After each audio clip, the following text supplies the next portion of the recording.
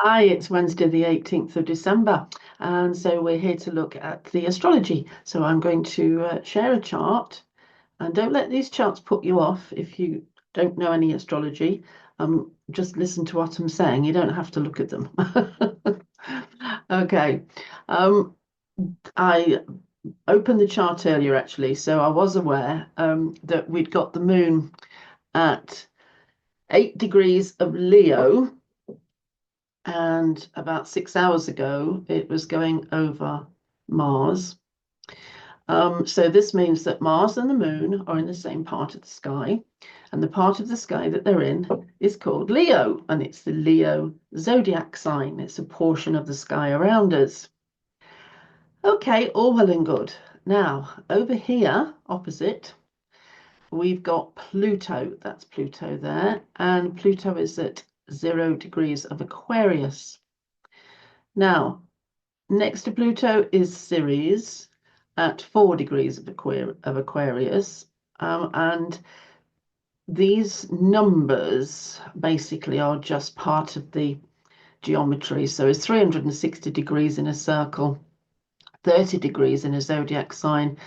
And so we can say Pluto is 0 degrees of Aquarius, Ceres is at 4 degrees of Aquarius. And what's important is that they make a relationship with other planets by being in certain recognized formations or patterns. So what we've basically got is Pluto right next to Ceres, opposite the Moon and Mars. And that's what we're going to talk about.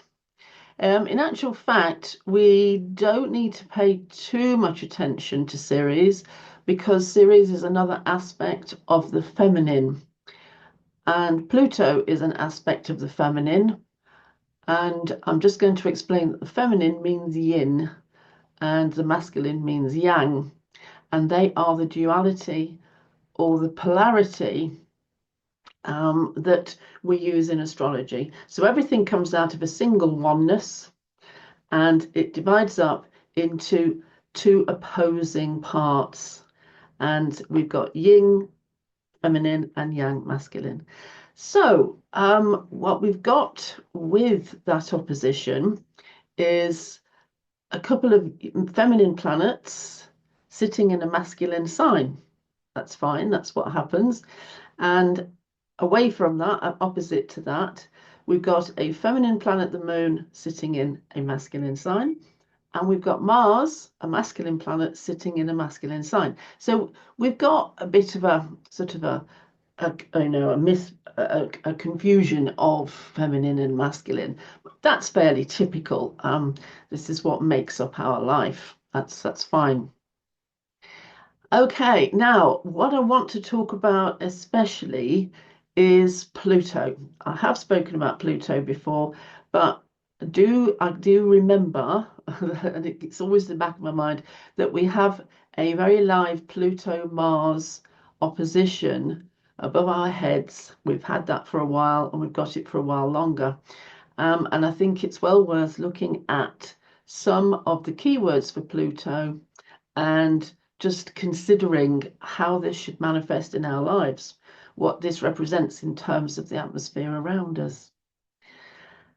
Okay, right. So the first thing I'm going to do is cover really the meaning of Pluto. I think Pluto can be misunderstood.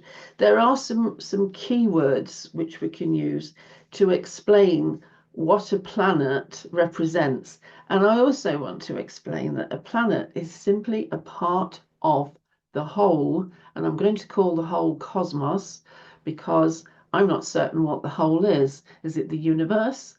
Is it just our world? Is it the solar system? I don't know. But spiritually, there is a whole, and that's it. Cosmos, let's call it. But that everything is fractal in that. So it's like Cosmos is a human being, and so these planets describe parts of a human being and they describe parts of the cosmos. So when a planet is doing a certain thing, what's resonating with it is what that represents in you. You have a small part of Pluto in you. the cosmos has a bigger part of Pluto. And so this is how we read planets, really. It's the resonance, the synchronicity.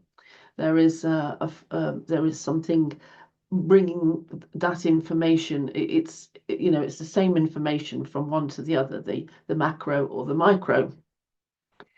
So to understand the Pluto within, to understand the Pluto without, I think one of the best things to say is that Pluto is the power to germinate.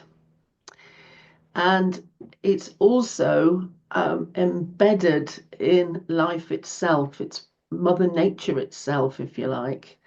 It works at a cellular level, at a DNA level, and it has amazing ability to generate or regenerate, to grow, and to turn something in what it must become, to move it forward, to move it onwards.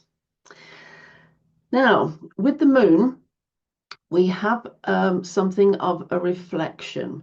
Now, that's actually quite true because the moon reflects the light of the sun. It has no light of its own. And the moon is very quick. It moves 2 degrees in an hour. Sorry, it takes 2 hours to move 1 degree, get that right way around. And it takes just 28 days for it to go around, something like 28, it could be 29. Something like 28 days to go around the Earth and make a complete circuit. That's quite a lot of traveling. And if you see it in the sky each night, you'll see when you first see it, it's in a different position. That's it moving around us. Okay, the moon is reflective. It has a yin character, and so it pulls in. It considers things, it digests things, it sort of ponders on things. It has a little bit of fearfulness around it, a little bit of wanting to keep out of the way, wanting not to be seen, sort of like a haunting need to just creep by and not get noticed. However, when it's in the sign of Leo, it's wearing very bright red camouflage and it can be seen everywhere. And so the moon has to accept a certain amount of visibility. And I'm talking metaphorically speaking now when it comes to Leo. Okay, now the moon, when it visits or makes a relationship or an aspect with another planet, adds for that moment, for those few hours, adds symbolism which describes in astrology how something has become intense or is peaking for that moment in time. So the moon is pointing out the opposition between Mars and Pluto, and the moon is adding to it as well. It's bringing its own particular energy to it. Ceres is also adding to the Mars-Pluto opposition. There is a certain amount of endings and beginnings involved with these planets. They are about journeys to the underworld or the duat, and they are about souls passing through, passing on. And this time of the year, it is true that quite a few souls do take their leave, do return to where they came from, to the great soul lake in the sky. So it's interesting to see at this time of the year that it's the right time, and that's sad, but it is life and it's the circle of life. Now, Mars is speeding this up, and it's adding something else. It's adding a layer of magic. Now, I say magic because I want to look at Pluto's generative qualities, how it generates. Now, this is very much, if you can imagine this, if you can imagine Aladdin on a magic carpet, okay?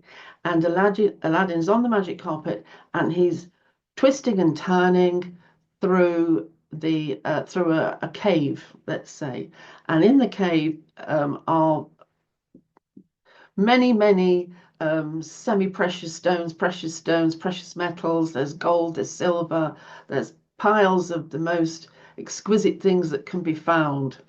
And as Aladdin is whooping round on the carpet, he can grab all these precious stones and all this wonderful stuff. This is the riches of Pluto. And what we have to remember to do when Pluto is active is actually reach out and grab. We have to work with the potential of abundance. We have to work with the potential that we can be given anything. We just have to ask for it. And so, over the last few hours, you may have noticed that something you really wanted to come to fruition just did so. There's your car, there's your car parking space, as I'm always saying. Before you get to the car park, always imagine there's your space. And when you get there, oh, there's your space. The car just leaves and you get the only space in the whole car park. But it's more than that. It's all of the things that you want to achieve. Because this is the power to germinate, remember. Pluto's power, the power to germinate. These other planets are simply assisting in this process. The zodiac signs are adding some color to it, and they're adding masculine yang energy, and so they're adding a visibility, a certain sort of in your face action, and Aquarius is adding a scientific view.